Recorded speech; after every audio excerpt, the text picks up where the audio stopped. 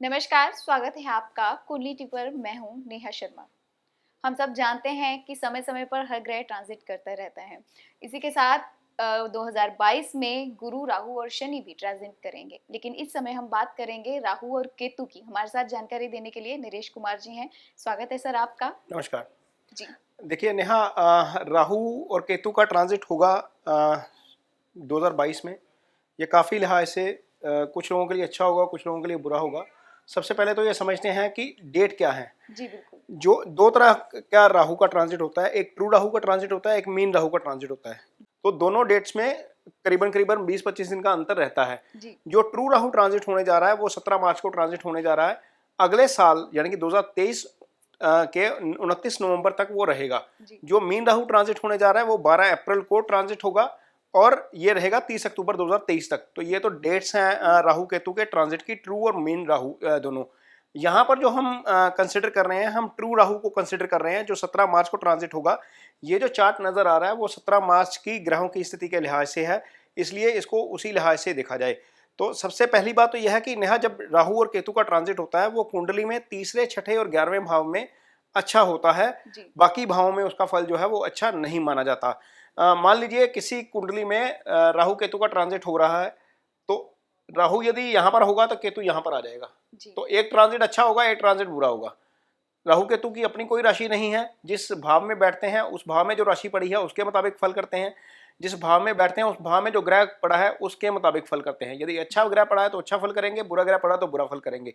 तो ये वेरी करेगा हर राशि के ऊपर, हर व्यक्ति के ऊपर, हर जातक के ऊपर। तो चलिए अब बात करते हैं अगली और आखिरी राशि मीन की। नरेश जी, मीन राशि के बारे में बात करेंगे और जानेंगे आपसे कि ओवरऑल कैसा रहने वाला है। देखिए नेहा, राहु केतु का ट्रांजिट तीसरे भाव में, जी छठे भाव में और 11वें भाव में अच्छा माना जाता है। चूंकि ये तीसरे भाव में भी नहीं है, छठे में भी नहीं है, 12वें में नहीं है, तो ये ट्रांजिट अच्छा नहीं है। सबसे पहली बात तो यह है कि ये ट्रांजिट अच्छा नहीं रहने वाला मीन राशि के जातकों के लिए। उसका एक दूसरा सबसे बड़ा कारण ये है कि ये चंद्रमा है 12 राशि का। मान लीजिए यहाँ पर शनि ट्रांजिट कर रहे हैं। जैसे ही राहु ट्रांजिट करेंगे, मीन राहु 12 अप्रैल के आसपास, अप्रैल के महीने में शनि यहाँ पर ट्रांजिट कर जाएंगे। जी ये भाव जो है वो पाप कर्तरी में आ जाएगा। उच्च का, नीच का, अफ्लिक्टेड होना प्लैनेट अलग होता है, लेकिन जब पाप कर्तरी में आ जाता है तो बहुत परेशानी देता है। और ये भाव जो होता है ये मस्तक है किसी भी जातक का। तो जब मस्तक जो है वो पाप प्रभाव में आ जाता है तो बड़ी परेशानी की स्थिति हो जाती है। तो ये तो खैर शनि के आने के बाद होगी, वैसे भी ये स्थिति अच्छी नहीं है, क्योंकि राहु यहाँ से यहाँ देख रहे हैं, यहाँ देख रहे हैं। ये बीमारी का भाव है, ये लंबी बीमारी का भाव है, ये आय का भाव है। तीनों भावों को राहु प्रभावित कर रहे हैं। अब राहु जहां पर बैठे हैं उस भाव के फल करेंगे, जो राशि है वहां उसके फल करेंगे। मंगल की एक राशि यहाँ पर है, एक राशि खैर यहाँ पर भी है, ये भाग्यस्थान के भी फल करेंगे। थोड़ा सा इसका भी फल इनको मिलेगा, तो ये मिक्स हो जाएगा। केतु जहां पर बैठते हैं उसके फल करते हैं। केतु अष्टम के भी फल करेंगे, अष्टम के मालिक के फल करेंगे, लेकिन अष्टम के अष्टम के भी फल करेंगे। तो जी ये केतु का ट्रांजिट जो है वो ज्यादा खराब है राहु के मुकाबले, क्योंकि राहु की एक राशि खैर यहाँ है, मंगल की एक राशि यहाँ है, एक राशि पाकिस्तान में भी है। तो ये मिक्स हो गया, लेकिन ये जो है ये खराब है, ये बहुत खराब स्थिति है यहाँ पर। क्योंकि यहाँ से केतु की एक दृष्टि यहाँ पर पड़ेगी, एक यहाँ पर पड़ेगी, एक यहाँ पर पड़ेगी। जी ये पीस ऑफ माइंड का भाव है, ये डिस्टर्ब। ये खर्चे का भाव है, ये डिस्टर्ब। ये तो है ही, फिर ये यहाँ तो राहु आएंगे। तो ये स्थिति जो है वो बहुत ज़्यादा अच्छी जो है वो नहीं रहने वाली, यदि हम मीन राशि के जातकों की बात करते हैं।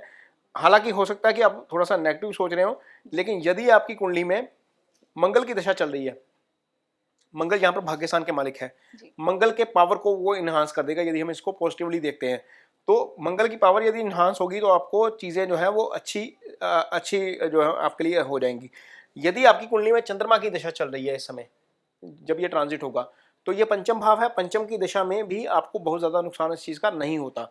हालांकि जब पाप कर्तरी में रहेगा तो प्रॉब्लम होगी होगी, लेकिन मोटे तौर पर ये फेवरेबल नहीं है अनटिल अनलेस आपकी कुंडली में लगन, भाग्यस्थान या पंचम की दशा नहीं चल रही तो। जी। तो इसी के साथ अब बात करेंगे हेल्थ की। मीन राशि के जो जातक हैं उनकी हेल्थ के हिसाब से ये समय कैसा रहने वाला है। नेहा, बहुत ध्यान रखना पड़ेगा। उसका कारण यह है कि जब राहु यहाँ पर आ गए हैं तो ईटिंग हैबिट्स खराब होंगी।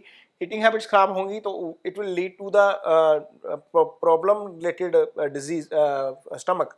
तो पेट से संबंधित समस्याएं यहाँ से हो सकती हैं। हालांकि छठा भाव ऐसा होता है नेहा, जो लिटिगेशन एलिगेशन बीमारी का भाव होता है, यहाँ से जो बीमारी आती है वो क्योरेबल होती है, यानी कि छोटी मोटी प्रॉब्लम होती है। किसी को गैस्ट्रिक प्रॉब्लम हो सकती है, किसी को बुखार हो सकता है, जुकाम हो सकता है, खांसी हो सकती है। लेकिन चिंता की बात यह है कि ये भाव जो है वो डिस्टर्ब है। ये भाव लंबी बीमारी का भाव है। किसी को यदि लंबी बीमारी की शुरुआत होगी तो यहाँ से होगी। तो ये भाव, जैसे किसी को बीपी की शुरुआत हो जाती है, किसी को थायराइड की हो जाती है, किसी को लोअर बैक पेन हो जाता है शुरू, किसी को ब्लड शुगर हो जाती है, तो ये स्थिति ज़्यादा अच्छी नहीं है, क्योंकि ये भाव एक्टिवेट है, इसके ऊपर राहु की दृष्टि भी है, यहाँ से अष्टम भी एक्टिवेट है जी। यहाँ से अष्टम, क्योंकि इसके फल करेगा केतु तो इसके भी करेगा साथ में। तो ये स्थिति थोड़ी सी जो है वो ज़्यादा अच्छी नहीं है।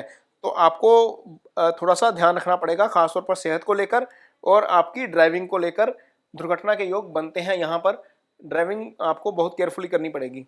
जी, तो ये तो है हेल्थ का भाव, हमने जाना कि हेल्थ कैसी रहने वाली है। उसी के साथ अब बात करेंगे हम रिश्तों को लेकर। मीन राशि के जो रिश्ते हैं वो कैसे रहेंगे इस समय के दौरान? नेहा, रिश्तों को लेकर बहुत अच्छी स्थिति रहेगी यहाँ पर। जैसे हमने बताया कि चीज़ें मिलीजुली रहती हैं, कभी भी एक जैसी नहीं रहती।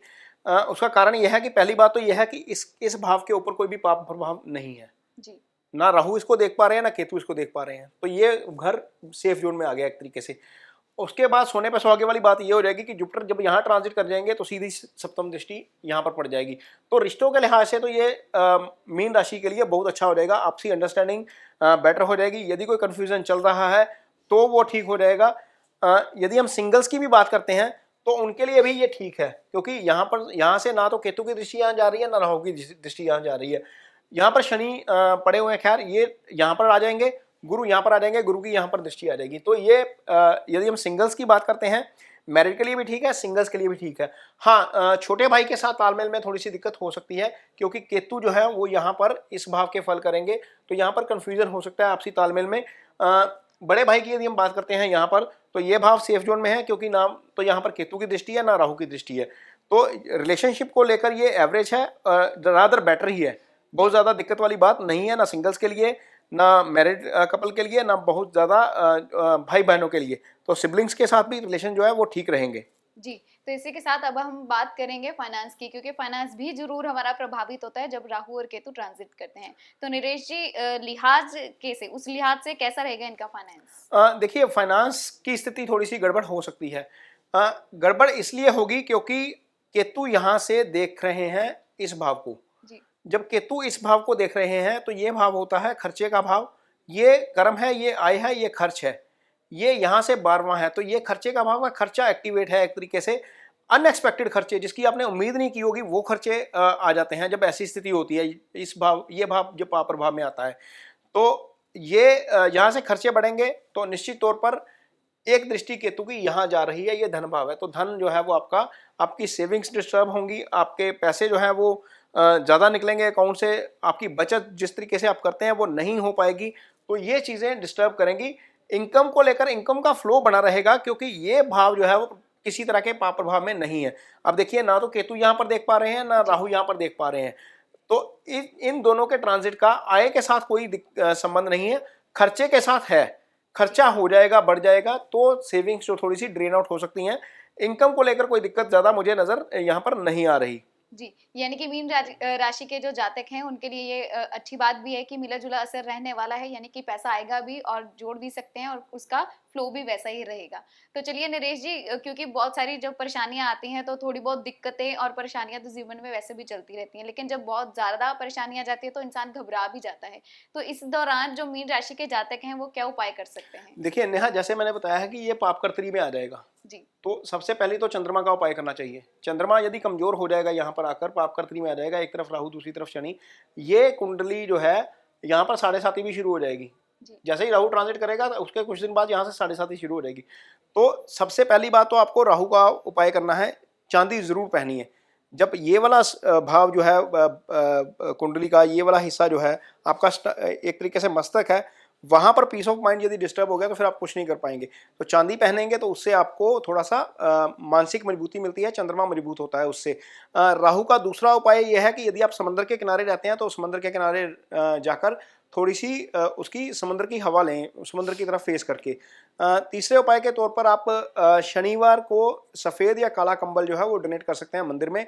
चौथा उपाय राहु का, राहु के मंत्र पढ़िए लगातार और भैरव मंदिर जाकर राहु की पूजा कीजिए, तो उस भैरव देव की पूजा कीजिए, उससे आपको थोड़ा सा यदि इल इफेक्ट कोई आता है तो आपको रिलीफ मिल सकता है। और यदि आपकी कुंडली में मंगल की दशा चल रही है या चंद्रमा की दशा चल रही है तो ये जो ट्रांजिट है बहुत ज़्यादा असर नहीं करेगा। तो ये था आखिरी राशि मीन का हाल।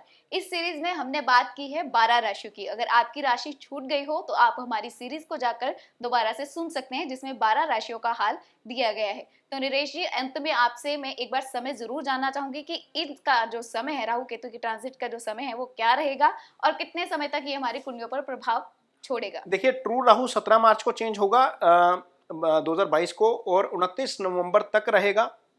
और मीन राहु जो है वो आपका 12 अप्रैल को चेंज होगा और 30 अक्टूबर 2023 तक रहेगा। ये 1.5 साल का होता है जो इसका ट्रांजिट होता है। और ट्रू राहु और मीन राहु में 20-25 दिन का सामान्य तौर पर अंतर देखने को मिलता है। ये वो लोग जानते हैं ट्रू राहु और मीन राहु जो एस्ट्रोलॉजी करते हैं, जिनके सॉफ्टवेयर में इसकी सेटिंग्स होती हैं। तो ट्रू राहु और मीन राहु की ट्रांजिट का फर्क रहता है। जी, तो ये हमने राहु और केतु के ट्रांजिट का हाल जाना, जो कि 2022 में रहेगा। इसी के साथ 2 और ग्रह ट्रांजिट करने वाले हैं, गुरु और शनि। उसका हाल भी हम सीरीज के थ्रू आपके साथ जरूर शेयर करेंगे। आप हमारे साथ जुड़ रहे हैं कुंडली टीवी पर। धन्यवाद। नमस्कार।